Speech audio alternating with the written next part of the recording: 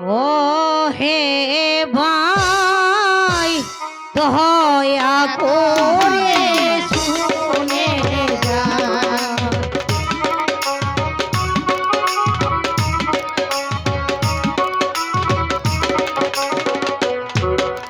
ও হে ভাই দয়া করে শুনে যা।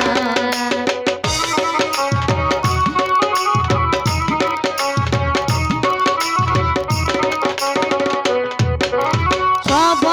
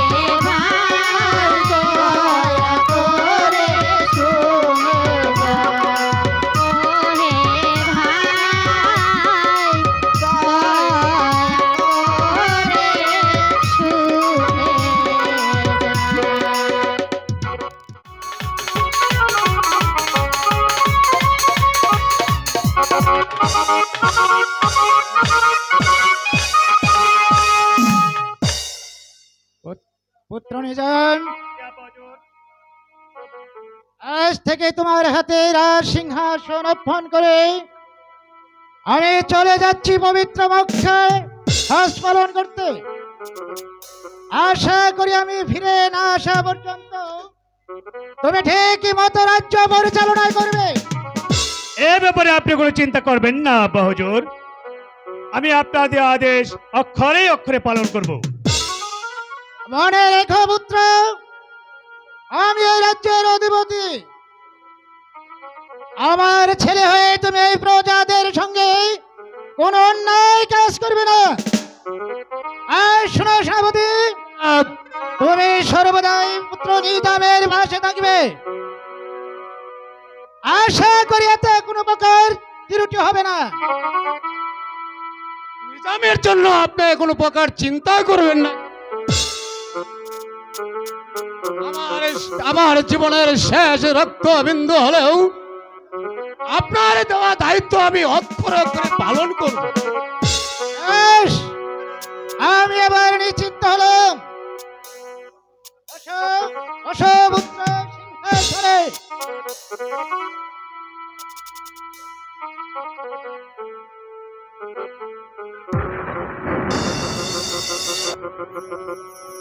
ধারণ করো এই রাজমুকুট।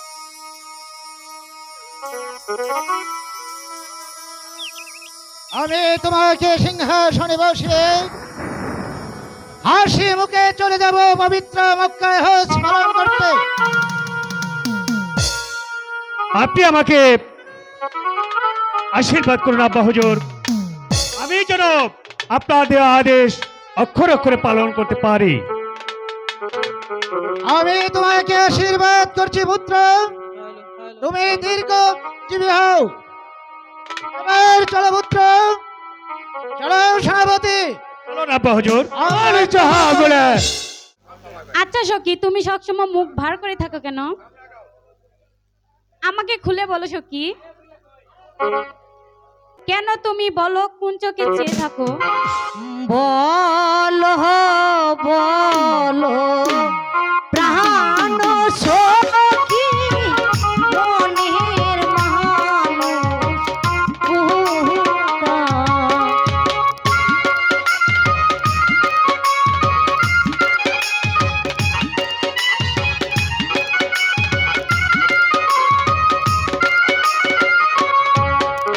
বলো বলো প্রাণ সখী, মনের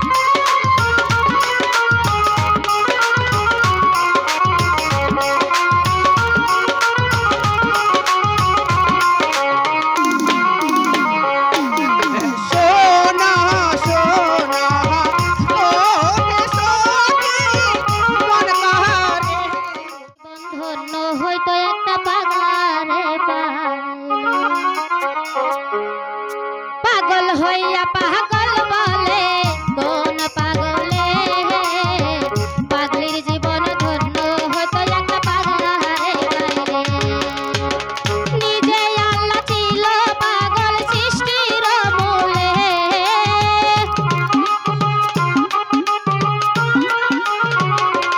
আমার নিজে আল্লাহ ছিল পাগল সৃষ্টির মূলে পাগলির জীবন ধন্য হয়তো একটা পাগলারে পাইলে আমার পাগল হইয়া পাগল বলে কোন পাগলে পাগলির জীবন ধন্য হয়তো পাগলারে পাইলে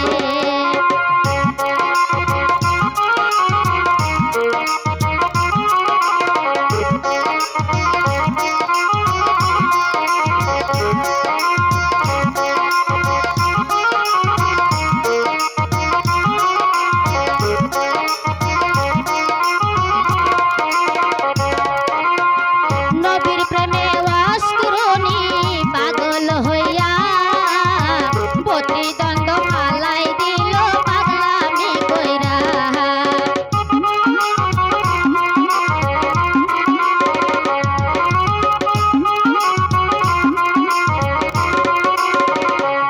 আমার নবীর প্রেমে ওয়াস করুনি পাগল হইয়া প্রতিদ্বন্দ্ব ফালাই দিল পাগলামি করিয়া পাগল কুলের শিরোমণি জানে সকলে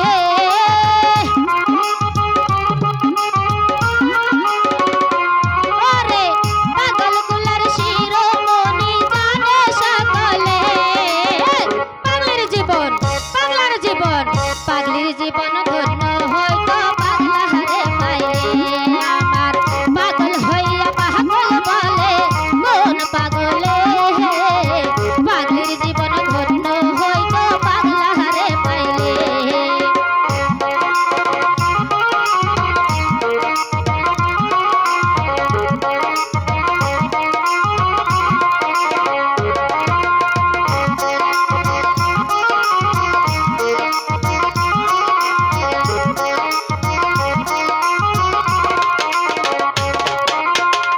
ইসুবরি রূপ জ্বলে কাঁদেকা সকলে ইসুবরি ছবি আঁকে বৈশাখের জলে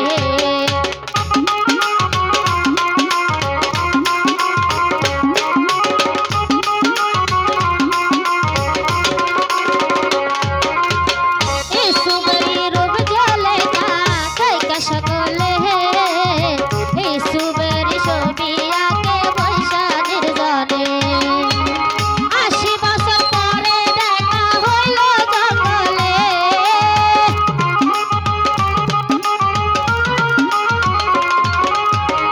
৮০ বছর পরে দেখা হইল জঙ্গলে পাগলির জীবন পাগলার জীবন